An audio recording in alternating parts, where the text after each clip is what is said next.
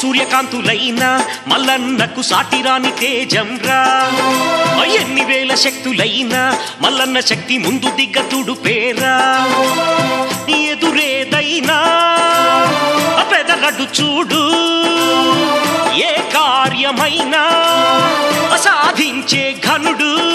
ముక్కోటి దేవతలే మెచ్చుకున్న దేవరాజు, ముచ్చగాలకెల్లా ఏకైక మహారాజు మా స్వామి మల్లయ్యరా.